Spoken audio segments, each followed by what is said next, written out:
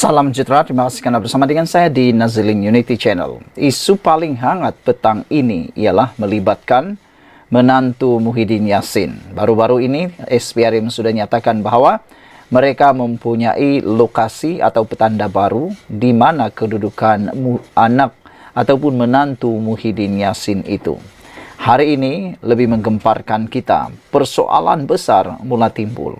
Bila nak cukup menantu Muhyiddin dan Jolo. Sudah bertahun-tahun terutamanya Jolo dicari dikesan oleh kerajaan. Tetapi nampaknya masih gagal lagi. Walau bagaimanapun kita berdoa berharap supaya PDRM terus dapat menjalankan tugas dengan sebaik mungkin. Bahkan kita memuji sebenarnya kehebatan dan juga ketangkasan PDRM, khususnya SPRM berusaha mengesan Jolo. Sebenarnya bukan mudah untuk membawa pulang Jolo, perlu mulai proses yang sangat panjang. Bagaimanapun tidaklah salah juga untuk netizen maupun ahli politik mula bertanya, khususnya menantu Muhyiddin, bila nak cukup menantu Muhyiddin dan Jolo. Ahli MKT UMNO Muhammad Puad Zarkasi menyifatkan pihak berkuasa seakan perlahan dalam bertindak menangkap dan membawa balik penjenayah komersil yang melarikan diri ke luar negara. Nampaknya SPRM dan PDRM kena belajar kaedah baru mengesan dan membawa balik penjenayah VIP yang melarikan diri untuk didakwa, kata Puad Zarkasi. Intel dua agensi penguatkuasaan ini masih ketinggalan, kata beliau lagi, dalam bab pelarian komersil. Taraf VIP, katanya pada satu kenyataan hari ini. Puad antaranya menyentuh mengenai kes Adlan Berhan, menantu kepada pengerusi Perikatan Nasional iaitu Muhyiddin Yassin, yang melarikan diri ke luar negara kira-kira setahun lalu. Sehingga Fahmi Fadzil, Menteri Komunikasi Malaysia, juga Ketua Penerangan Pakatan Harapan, berkata, Muhyiddin Yassin jangan sekali-kali mahu cuba mengomen kerajaan yang ada sekarang ini kerana tiada standing moral untuk Muhyiddin, kata beliau. Kalau nak komen kerajaan hari ini, kata Fahmi, bawa dulu pulang menantu baru komen tentang kerajaan, katanya. Ini berkait kerana tindakan menantu Muhyiddin yang tak nak pulang untuk menghadapi pertuduhan pendakwaan di mahkamah. Jadi itu sebabnya, kata Fahmi, jangan cakap sembarang kalau tak bawa pulang dulu menantu, kata beliau. Rakyat tidak teruja bila SPRM kata mereka ada petunjuk baru di mana menantu Muhyiddin Yassin bersembunyi, kata Puad. Apa yang mereka mahu ialah bila Adlan Berhan akan dibawa balik dan didakwa, kata Puad lagi. Selain Adlan yang berkahwin dengan anak Muhyiddin iaitu Nabilah, SPRM juga sedang memburu Peguam Mansur Saad, seorang tokoh penting dalam NIRS Sendirian Berhad. Agensi pencegahan rasuah itu mendakwa mereka dikehendaki berhubung projek yang melibatkan pendaftaran dan penyimpanan maklumat biometrik untuk pekerja asing. Kedua-dua mereka melarikan diri dari negara pada Mei tahun lalu. Susulan itu, SPRM telah meminta bantuan polis untuk meletakkan nama kedua-dua mereka dalam senarai notis merah Interpol. Ketua Pesuruh Jaya SPRM Azam Baki pada 25 April lalu berkata, pihaknya mempunyai petunjuk baru keberadaan Adlan yang dikehendaki atas dakwaan rasuah. Potensi lokasi Adlan dikesan melalui transaksi kad kredit milik ahli perniagaan itu, kata Azam, menjelaskan SPRM sedang mendapatkan bantuan daripada Interpol untuk mengesannya. Dalam pada itu, Puad juga membangkitkan mengenai ahli perniagaan dalam buruan Lo Tiak Jo atau Jolo yang bertahun-tahun dikehendaki atas peranannya dalam skandal 1MDB. Jolo sudah bertahun hidup mewah di luar negara. Rakyat jemu mendengar alasan, kata Puad lagi. Sebelum ini, bekas wartawan Wall Street Journal, Wright dan Hope mendakwa mereka telah menerima banyak maklumat yang menunjukkan bahawa Jolo berada di China dalam beberapa tahun kebelakangan ini. Antara lain, mereka mendakwa Jolo dilihat di Disneyland, Shanghai pada tahun 2019 dan istrinya, Jesselyn Chuan Tek Ying, memohon untuk menyertai kelab kapal layar di Raja Hong Kong pada tahun 2018. Malaysia tidak dapat mengesahkan dakwaan itu secara bebas. Pihak berkuasa telah memfailkan sebanyak 13 pertuduhan terhadap Jolo walaupun tanpa kehadirannya dan telah memperoleh notis merah daripada Interpol terhadapnya pada tahun 2018. Sebenarnya, ramai netizen yang memang bersetuju dengan apa yang dikatakan oleh Puan Zarkasi, terutamanya Jolo, bila nak bawa pulang Jolo. Silap-silap hari bulan, banyak cerita yang akan diketahui kalau Jolo mampu dibawa balik. Kita berdoa supaya SPRM dan PDRM dapat maklumat yang diperoleh. Kita jumpa lagi. Malaysia kita punya. Kita jaga sama-sama, cintai Malaysiaku. Bye-bye. Salam sejahtera. Terima kasih kerana bersama dengan saya di Nazli News Channel. Baru beberapa jam penamaan calon di PRK Kuala Kubu Bahru, timbul sudah spekulasi tentang calon-calon berkenan.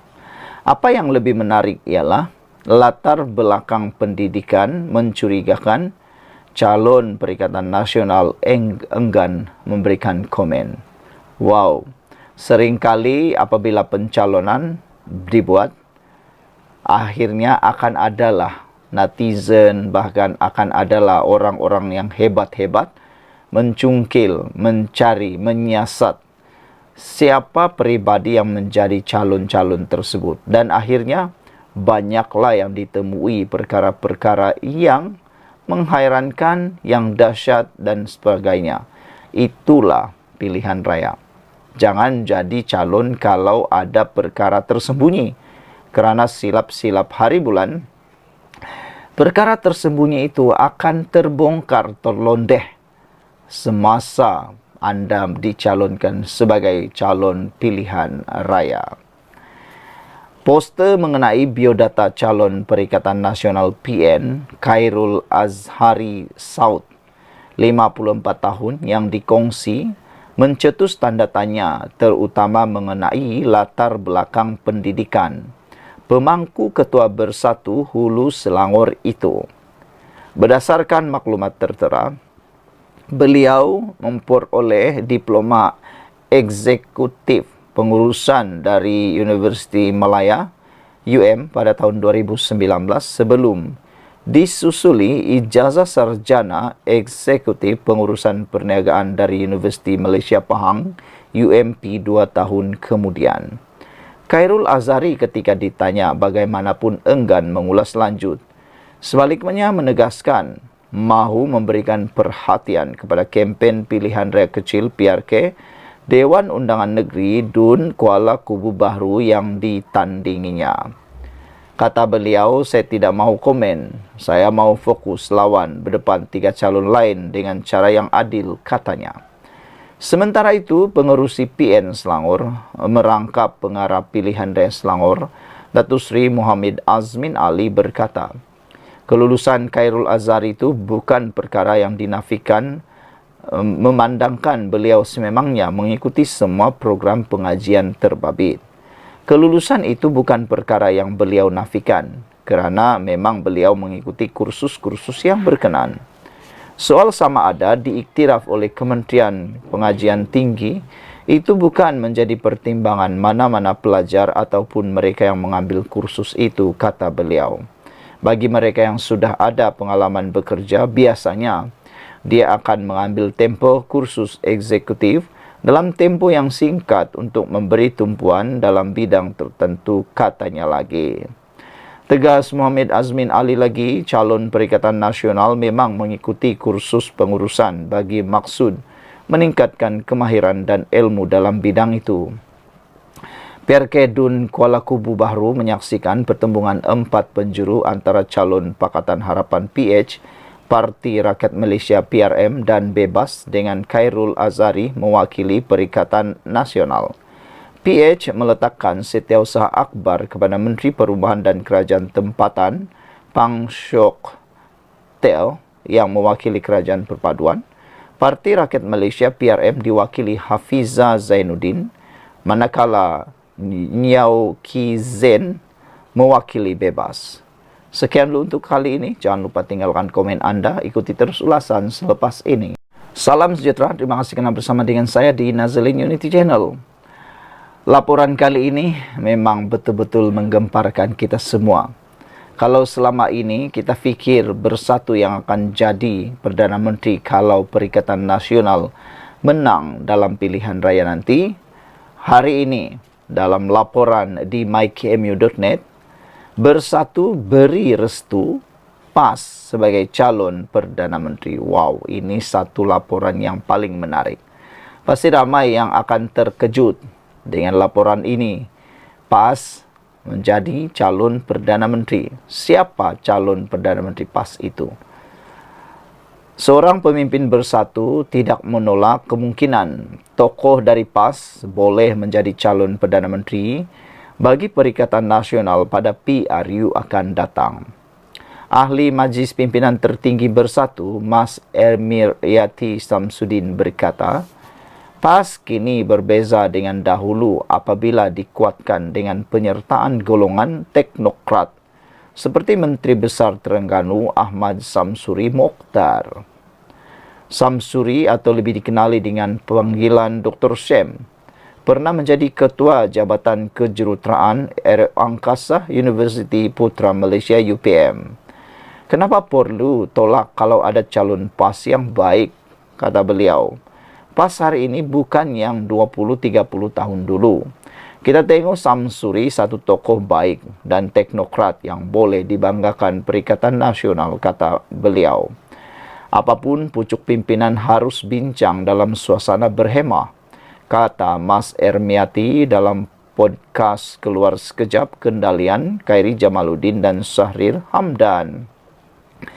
Beliau mengulas soalan Khairi bagaimana Bersatu akan bertindak balas sekiranya PAS yang mempunyai kerusi terbanyak dalam parlimen memutuskan untuk mengambil peranan kanan dalam Perikatan Nasional. Mas Ermiati yang juga ahli parlimen Masjid Tanah berkata, beliau yakin perkara itu akan ditangani sebaiknya dalam situasi harmoni. Walaupun mereka menang banyak kerusi, tetapi mereka tak pernah rasa mereka abang besar dalam Perikatan Nasional, katanya. Nama Samsuri yang juga naib Presiden PAS dan ahli Parlimen Kemaman diwar-warkan berpotensi sebagai Perdana Menteri apabila Perikatan Nasional membentuk kerajaan yang turut diakui pengerusinya Muhyiddin Yassin. Perkara itu dinyatakan Muhyiddin ketika berkempen untuk Samsuri pada kempen PRK Kemaman tahun lalu. Pada pilihan raya kecil itu, Samsuri menewaskan calon Barisan Nasional Raja Effendi Raja Noor dengan majoriti 37.220 undi. Sekian dulu untuk kali ini. Ikuti terus ulasan selepas ini. Salam sejahtera. Terima kasih kerana bersama dengan saya di Nazalin Unity Channel. Ini satu lagi pendedahan terbaru berkait dengan 5 individu yang ditahan oleh SPRM dan termasuk anak Menteri Besar Perlis, rupa-rupanya turut membabitkan bekalan air tidak wujud. Wow, ini satu perkara yang paling menarik perhatian. Namun demikian, dalam satu laporan terkini menyebut bahawa Sanusi kata penahanan anak Menteri Besar Perlis itu, anak Menteri Besar Perlis itu oleh SPRM adalah drama pilihan raya kecil, kata Sanusi. Lain betul bahasa Sanusi ini. Tapi yang mengejutkan kita, bagaimana pula itu satu drama sedangkan mempunyai kes. Ada banyak kes. Nah, ini termasuklah membabitkan bekalan air tidak wujud. Ini daripada My Metro. Siasatan SPRM terhadap pemalsuan dokumen untuk membuat tuntutan palsu oleh 5 individu termasuk seorang anak kepada Menteri Besar Perlis turut membabitkan dakwaan mengenai penyediaan minuman untuk kegunaan Raja Perlis yang dirawat di Hospital Tuanku Fauzia di sini. Dokumen arahan pembayaran mengenainya juga tular di media sosial ketika ini. Berdasarkan dokumen arahan pembayaran bertarikh 19 Februari tahun ini, ia membabitkan bayaran berjumlah Rp19.505.10 dan difahamkan tiada sebarang air minuman yang dibekalkan kepada Tuanku Syed Sarajuddin Putra Jamalul Lail seperti mana butiran dokumen berkenan. Kalau ini satu kebenaran atau satu dakwaan yang benar, ini betul-betul perbuatan yang jijik. Bayangkan, sudahlah menipu, ambil duit lagi, membabitkan pula Raja Perlis yang dirawat di Hospital Tuanku Fauzia, yang pada waktu itu gering dan terpaksa dimasukkan atau dirawat di Hospital Tuanku Fauzia. Sudahlah orang sakit, diguna pakai pula untuk kononnya membayar air, airnya tak dibekal, jumlahnya pula banyak, Rp19.505.10. Kalau ini benar, ini memang amat-amat menjijikkan. Pengarah kanan bahagian operasi khas SPRM Putrajaya Datuk Azmi Kamaruzaman berkata, siasatan masih terus dijalankan dalam pelbagai aspek, termasuk dakwaan yang tular di media sosial itu. Ya, siasatan juga turut merangkumi dakwaan yang sedang tular di media sosial pada waktu ini berhubung hal berkenan penyediaan minuman untuk kegunaan Raja Perlis, katanya ringkas. Dalam masa yang sama, Azmi turut mengesahkan bahawa kesemua suspek berusia 27 hingga 37 tahun yang direman selama 2 hari sebelum ini bagi membantu siasatan berkenan sudah dibebaskan hari ini. Kita mengesahkan bahawa kelima suspek yang ditahan itu sudah dibebaskan dengan wang jaminan dikenakan RM10,000 setiap seorang.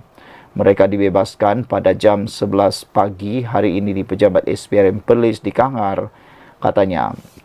Sementara itu, peguam kepada kesemua suspek dalam kes berkenan, Muhammad Fadli Yaakob ketika ditemui di perkarangan bangunan Persekutuan Perlis yang menempatkan pejabat SPRM Perlis itu berkata, pihak SPRM bebas untuk memanggil semula anak guamnya untuk melengkapkan siasatan sekiranya ada keperluan untuk berbuat demikian tanpa perlu melakukan penahanan reman. Sekiranya terdapat keperluan untuk memanggil semula ke semua anak guam saya untuk hadir memberi keterangan berhubung siasatan itu, maka mereka akan hadir, kata beliau. Dari hari pertama lagi ketika anak guam ditahan, saya sudah nyatakan kepada SPRM bahawa sekiranya mereka memerlukan anak guam saya untuk beri keterangan, beritahu sahaja pada mereka dan mereka akan hadir tanpa perlu direman atau ditahan pun, katanya. Semalam, Menteri Besar Perlis Muhammad Syukri Ramli terbuka untuk anaknya disiasat SPRM Putrajaya berkaitan pemalsuan dokumen untuk tuntutan palsu berjumlah RM600,000 menerima hukuman seandainya terbukti bersalah dalam hal berkenan.